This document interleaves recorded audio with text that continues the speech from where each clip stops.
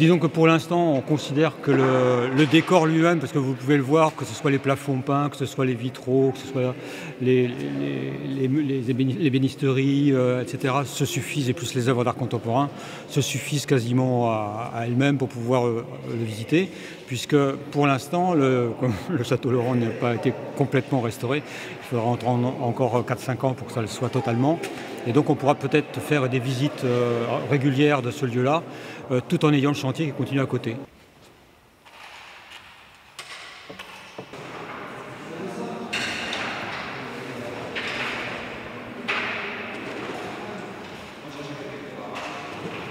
Sa vocation, c'est quand même d'être un lieu à la fois de témoignage de ce qu'est l'Art Nouveau, puisque c'est quand même un unicum au niveau du sud de la France, mais aussi un lieu de création contemporaine, puisque c'était quand même le propre de ce Château Laurent, c'était d'être un lieu, à son époque, d'ouverture sur les avant-gardes européennes, et donc de se dire que le meilleur respect de l'histoire de ce château, c'est de reconstruire un peu ce mouvement-là, et de ne pas l'arrêter, ni de le figer en 1900, mais de le prolonger jusqu'au XXIe siècle, de voir un petit peu tous les artistes contemporains intervenir ici et faire soit des expositions, soit des créations pour le château qui en aura besoin, ou faire intervenir des gens en termes de médiation par rapport aux écoles, par rapport à tout le monde, d'ailleurs tous les publics, pour qu'ils puissent finalement constater ce qu'est finalement l'Art Nouveau, mais lié à un contexte très particulier qui est le Château Laurent. Parce qu'en plus de l'Art Nouveau, c'est un site très particulier, et avec aussi le docteur Laurence qui avait des influences, vous savez, c'était un lieu qui était autonome d'un point de vue de l'énergie, puisqu'il y avait une petite centrale hydroélectrique, c'était le premier ciment armé, etc. Donc à la fois dans son expression et dans sa consistance, c'est un lieu spécifique.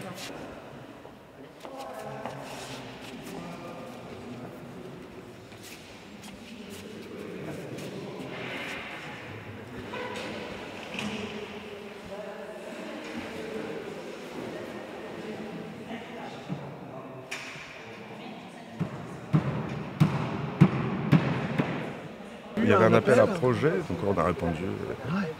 On a visité le lieu et voilà, tout était presque prêt. Ouais. Et donc l'idée est arrivée tout de suite, vous avez en voyant le lieu, oui, à peu près. Ouais. En gros, après ça s'est peaufiné jusqu'au dernier jour. Mais... Et pouvez-vous en parler un peu plus de votre œuvre? Ouais. On a essayé de refaire une sorte de paysage à 360 degrés, donc à partir d'une image extraite d'un film d'Antonioni, Blow Up. C'est une trame qui vient de la scène du jardin où il trouve les cadavres dans le jardin anglais. C'est cette image qui est déployée sur toute la salle. Et, ça vous a sauté aux yeux? Ça va être ça ou tout de suite? Oui, on a dit tout de suite qu'il fallait faire un paysage et que ce soit très clair, en blanc.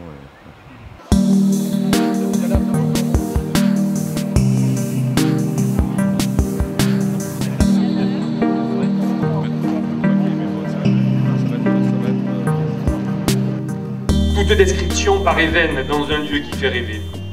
Comment représenter des images qui s'esquissent doucement? Il fallait ce jour-là cette chaleur d'un été qui débute, compacte et lourde.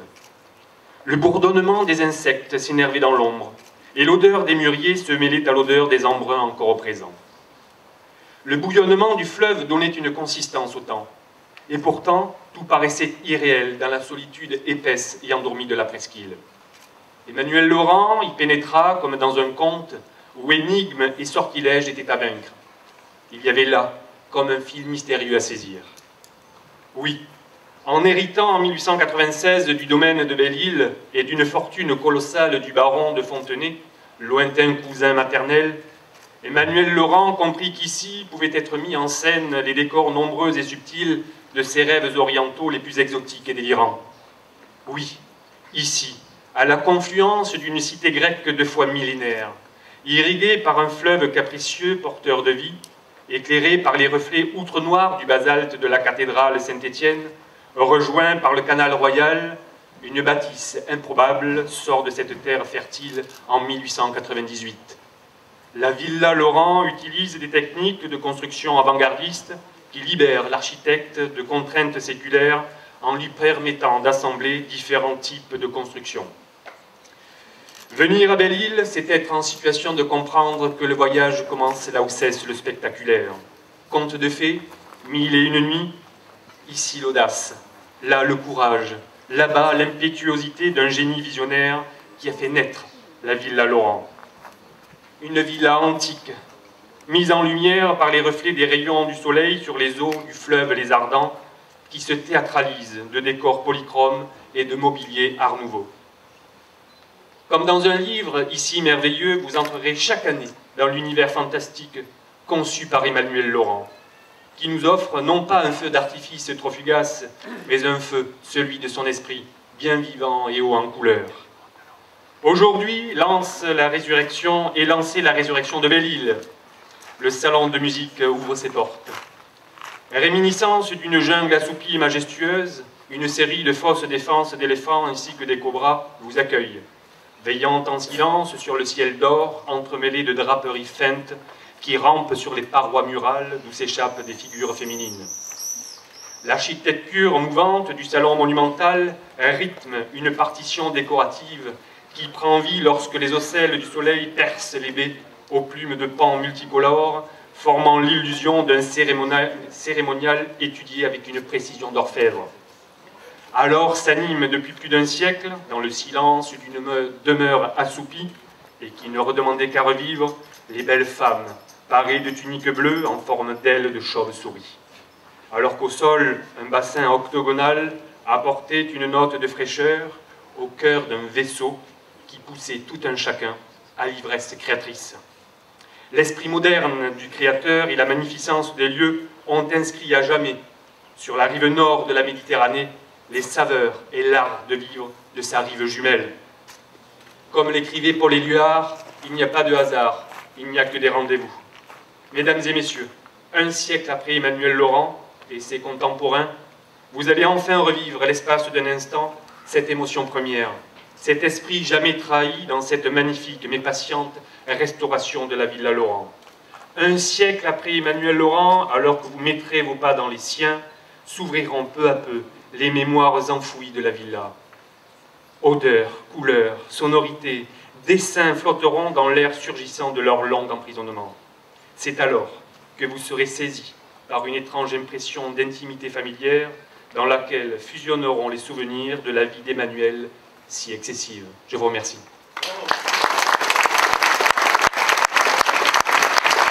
Comme vous le savez, la Villa Laurens a fait l'objet depuis plusieurs années d'un programme de restauration qui s'est porté plus particulièrement sur le salon de musique. La communauté d'agglomération aéroméditerranée, en partenariat avec la ville d'Agde, propriétaire de la Villa Laurens depuis 1994, dans le cadre d'un projet de reconquête du patrimoine et du centre ancien de développement touristique, a souhaité faire appel à la commande publique d'une œuvre d'art pour accompagner la restauration. La commune d'Agde, relayée par la communauté de communes de l'Aéro-Méditerranée, a initié un projet de restauration du château Laurens dans le but d'en faire un lieu culturel en cours de définition. Cette villa située à la croisée du canal du Midi de l'Hérault constitue l'un des rares exemples régionaux d'architecture privée d'art nouveau ont validé le lancement de cette commande publique d'art du XXe siècle et remarquable notamment par des décors trop abîmés pour être restaurés.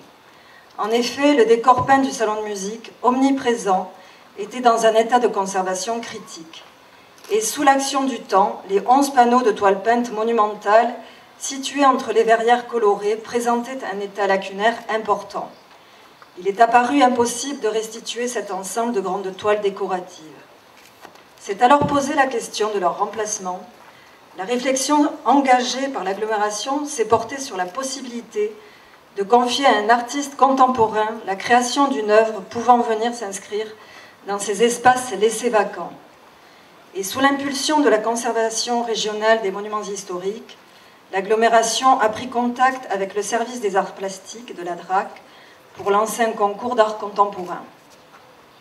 Nous avons eu à nous interroger sur ce qui avait inspiré Emmanuel Laurens pour réaliser la villa et à comprendre la nature de son engagement envers les courants artistiques des années 1900. Dans ce contexte, l'intervention d'un artiste contemporain pouvait réinterpréter le rapport entre patrimoine et création contemporaine et être une occasion de renouer aujourd'hui un dialogue entre l'avant-garde et le patrimoine art nouveau. Suite à un cahier des charges établi par l'agglomération, tenant compte des caractéristiques architecturales et décoratives de l'auditorium, à l'attention des artistes qui souhaitaient postuler, un comité de pilotage a été constitué comprenant les acteurs du patrimoine, des monuments historiques et des arts plastiques. Un appel public à concurrence a été publié le 29 mai 2013, auquel 35 artistes ou équipes artistiques ont répondu. Et selon les critères du comité de pilotage, 4 artistes ont été auditionnés le 20 novembre 2013. Ils ont présenté leurs intentions artistiques et la faisabilité technique de leur projet. L'œuvre des artistes Ida Tursik et Wilfried Mill a été retenue.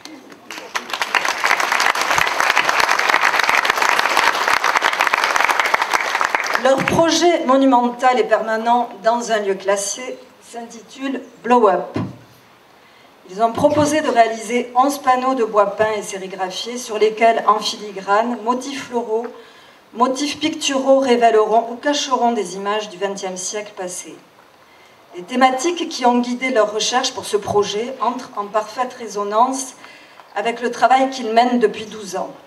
La thématique de l'envahissement ornemental, le paysage, le motif floral, la matière, le motif mécanique, le processus de transformation, l'erreur, la place du regardeur, la beauté du temps perdu.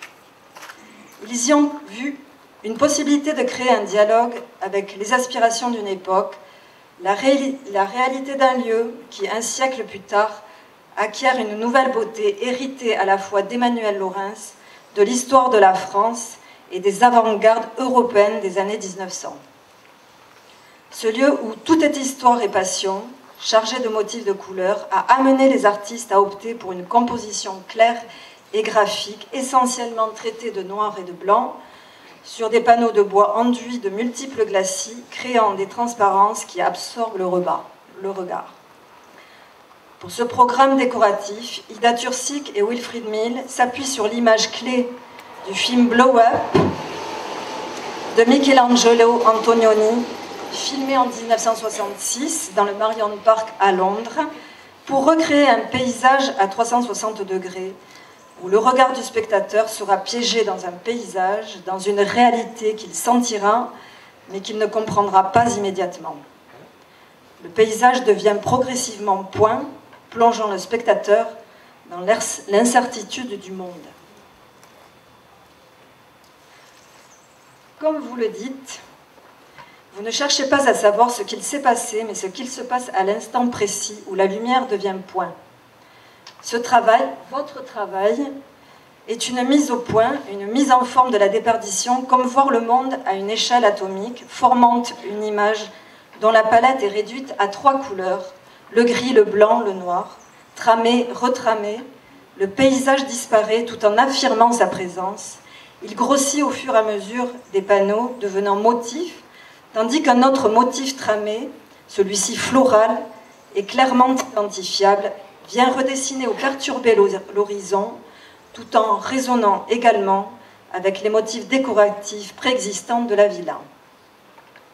Des panneaux portent des traces de peinture, 4 taches de couleur bleu, vert, jaune, orange, symbolisent ici la trace du processus, le geste de la peinture, la trace du temps qui passe, les 4 saisons. Les autres panneaux traités en noir et en blanc seront les supports passifs des déambulations constantes du soleil dans l'espace à travers les vitraux d'origine, selon les heures de la journée, des saisons, révélant ainsi toute la beauté et la magie du lieu. Écoutez, c'est un honneur, un plaisir d'être ici en tant que député de la 7e circonscription de l'Hérault, en tant que député d'Agde. Paul Valéry disait de Sète, la ville où il était né, « Je suis dans un de ces lieux où j'aurais aimé de naître ». Et lorsqu'on pénètre dans le parc de la Villa Lorentz, on se dit « Je suis dans un de ces lieux où j'aurais aimé à être ». Parce qu'ici, il y a effectivement une invitation au voyage, vous venez de le dire, le maire, une invitation à la poésie, le discours du vice-président de la culture suffit à en témoigner. Il y a ici une forme de syncrétisme culturel, on ne sait même pas si nous sommes en Grèce, à Rome, en Orient, c'est sûr. Tout à l'heure, si on avait fermé les yeux, nous n'aurions pas entendu un vulgaire train express régional, on aurait entendu l'Orient Express, à n'en pas douter. Et moi, je crois qu'il faut se féliciter que la collectivité publique, que vous, monsieur le maire, président de l'agglomération, vous ayez aussi entrepris ce long et patient travail de rénovation de ces lieux auxquels sont attachés non seulement les Agatois, mais tous les amoureux de l'art. Amoureux, c'est le terme, et c'est là-dessus que je voudrais juste dire un mot, parce qu'au-delà de la félicitation des partenaires institutionnels, c'est qu'il y a dans ce château Lorentz un acte d'amour D'abord d'Emmanuel Laurens à l'égard de sa femme, la cantatrice Louise Bloch, et ce salon de musique est une invitation là aussi au vagabondage. Il y a même presque une puissance érotique, disons-le, charnelle dans ces lieux, et que la commande publique est aboutie à choisir un couple, Ida et Wilfried, de Boulogne et de Belgrade, à mon avis, est le symbole de la puissance symbolique de ces lieux. Et puisque vous nous invitez à l'amour, nous voulions tous vous en remercier parce que ça nous va droit au cœur. Cette villa située à la croisée du canal du Midi et de l'Hérault constitue l'un des rares exemples régionaux d'architecture privée d'art nouveau du XXe siècle et remarquable notamment par des décors peints. Donc je ne dirai pas les noms de tous les artistes, ils ont déjà été cités. Alors différentes étapes ont déjà été accompagnées par la région.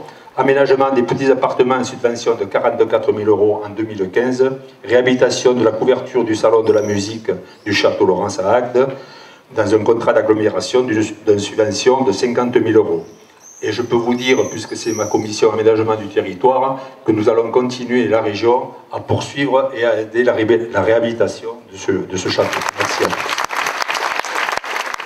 Alors pour capter l'attention, je me suis dit que c'était la période où j'allais vous parler du bac, ou des épreuves du bac. Parce que moi je fais partie, comme un certain nombre d'ici, de parents qui attendent, pour certains avec anxiété, pour d'autres avec sérénité, les résultats du bac. Donc on est encore dans la période du bac. Et donc je me suis penché sur les épreuves de philo. Alors, la politique échappe-t-elle à l'exigence de vérité? Je vois aux mines sévères qui m'entourent que je m'hasarde peut-être loin. D'ailleurs, avec le nombre d'élus qui est ici, l'exercice serait hasardeux et périlleux, donc je ne m'y lancerai pas. Notre sujet, suis-je ce que mon passé a fait de moi? Alors je crois que là on est plus au cœur de ce qui nous rassemble aujourd'hui, et de ce que la Villa Laurens a été, et de ce qu'elle sera demain. Je ne ferai pas un cours de philosophie, j'en serais bien incapable. Je voudrais juste insister sur le fait que, effectivement, ici, l'effort a été entrepris depuis longtemps, mais on a la conjonction de la restauration du patrimoine et de la commande publique. C'est pas si courant que ça. Et cette commande publique, ça fait une trentaine d'années que ça existe. Il n'y a pas souvent de la conjugaison avec le patrimoine. Donc, il y en a des exemples connus nationalement, celui du plafond de Marc Chagall à l'Opéra de Paris, celui de André Masson à l'Odéon. Il y a des exemples plus connus en région, dans la grande région. Les vitraux de Pierre Soulages à Conques, les vitraux de Claude Viala à Aigues-Mortes, et peut-être qu'un jour il y aura aussi l'œuvre d'Ida et de Wilfried à Agde. Voilà. Alors, moi je remercie aussi tous les acteurs de la DRAC, à la fois de la conservation, les équipes de la conservation, les conseillers en charge de la création et tous les interlocuteurs et tous les élus qui ont osé ce pari, et qui est un pari réussi. Parce que c'est vrai qu'il y a eu une longue réflexion, vous l'avez souligné madame, sur le fait que est-ce qu'on restaure, est-ce qu'on ne restaure pas, compte tenu effectivement que les peintures étaient très fortement dégradées. Voilà. Peut-être aura-t-on un jour la chance de retrouver sur un peu d'iconographie, ou en tous les cas sur des archives qui permettront de mieux connaître ce qu'étaient ces œuvres à l'origine. Alors en matière de patrimoine, rien n'est jamais définitif, et les images ont vocation à disparaître. Et je voudrais citer, dans ce petit ouvrage, ce que nous ont écrit justement les artistes. Il nous est écrit « L'image va se dégrader, elle est condamnée à disparaître, condamnée à être remplacée. » Et ils appellent cela la tragédie de la pin-up. Voilà. Donc, pour terminer mon propos, tout le monde a appelé, et c'est normal, on est aujourd'hui, c'est la première étape, Il y en aura d'autres demain, puisque tout le reste du bâtiment reste à restaurer, et il y en a beaucoup. Et je peux vous assurer, Monsieur le Président, que l'État, via le ministère de la Culture et de la DRAC, sera à vos côtés pour la poursuite de l'opération. Merci Madame. Merci.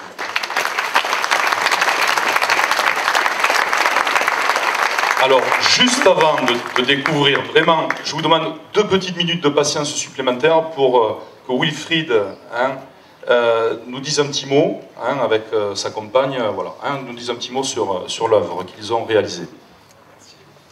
Alors tout d'abord, nous sommes très heureux d'être ici. Donc, Dès qu'on a eu vent de ce projet, on a tout de suite aimé le lieu et on a senti qu'il y avait quelque chose de très commun avec notre travail. Donc on voudrait remercier vraiment la communauté d'agglomération, monsieur le maire de Halte, la DRAC, enfin tous les acteurs qui ont participé, notamment Laurent Félix, avec qui c'était un grand plaisir de travailler pendant un an. Merci beaucoup. Juste devant vous, remercier tous nos partenaires dans cette magnifique aventure que le Château Laurent nous propose et que Yann Yopis a décrit avec la poésie qu'on lui connaît.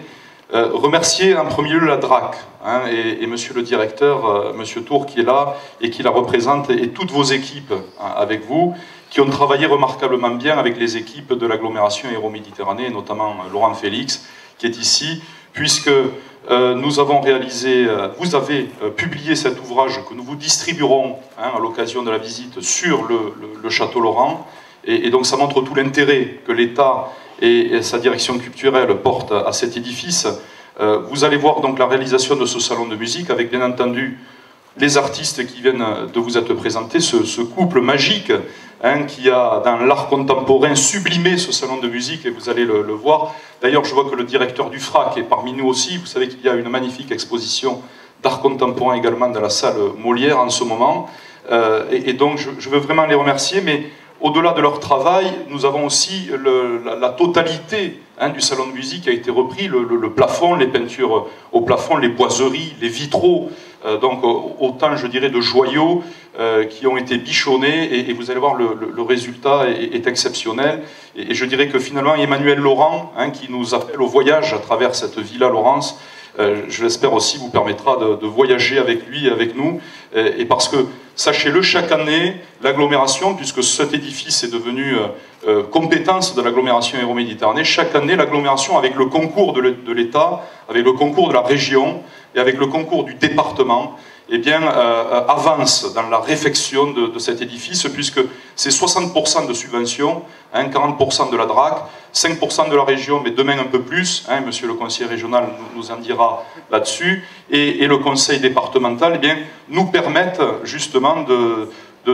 réaliser ces travaux qui sont, vous le comprenez bien, assez colossaux. Hein, 1 900 000 € ont déjà été mis dans le salon de musique et vous allez en voir le résultat. Donc véritablement, je tenais à les remercier tous, hein, parce que sans eux, nous n'en serions pas là aujourd'hui. Et je vous remercie parce que je sais que l'ensemble des Agatois sont très attachés à la Villa Laurence, et ainsi que tous les amateurs d'art et d'art contemporain.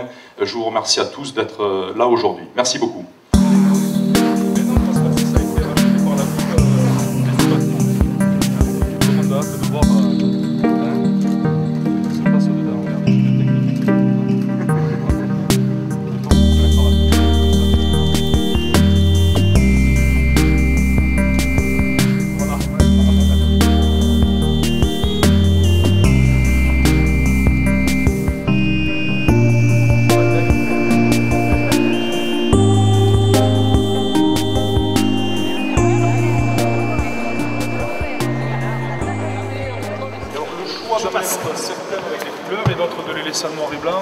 Comment vous avez choisi la disposition? On aimait l'idée qu'il y a une sorte de mouvement de couleur qui est le même que celui du soleil qui traverse les vitraux. C'est un peu le temps qui passe. D'accord. Ok. Très bien. Ouais, parce que là, je voyais un peu le vert. Donc ça représente les plantes, je suppose. Voilà. Et ça, c'est quoi? C'est plutôt les fleurs? C'est quoi? Non, c'est les couleurs primaires. Les couleurs primaires. Mais inspiré quand même par le reflet des vitraux sur le sol le matin. Hein. On était venus, ils font des taches blanches.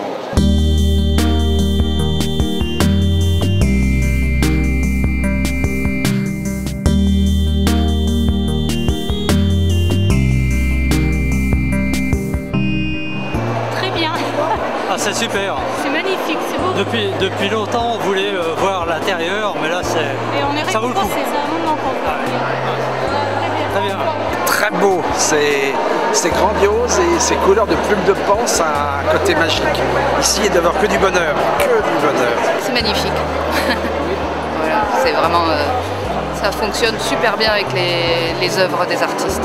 Le gris et le noir choquent un peu, mais dès qu'on voit avec les vitraux, ça change tout, parce qu'on regarde d'abord ce qu'il y a de gris et noir, et puis là on se dit mince, alors c'est sombre, et puis après ça s'éclaire. j'aime.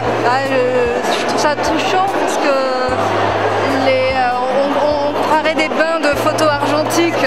Donc les artistes disaient que la photo allait s'altérer, partir, mais elle est en train de naître aussi à l'infini.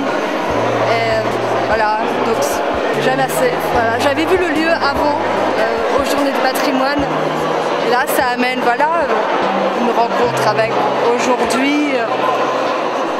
J'aime, franchement, c'est touchant. Enfin, j'ai des petits frissons.